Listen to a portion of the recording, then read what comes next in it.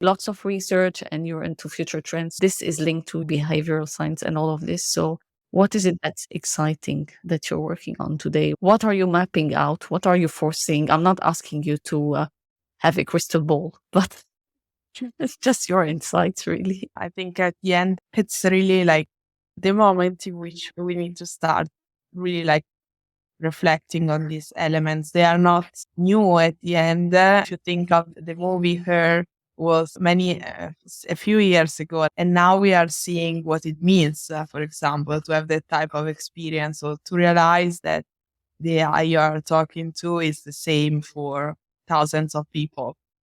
Mhm. So what we are trying to do is to look back on one side at the principles that regulate human-computer interaction, or that have been regulating it in the years, or in general inspiring the work of designers and developers.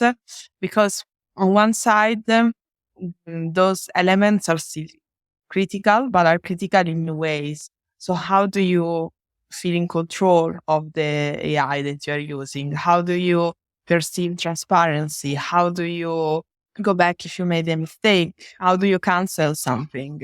And so on. I could continue forever.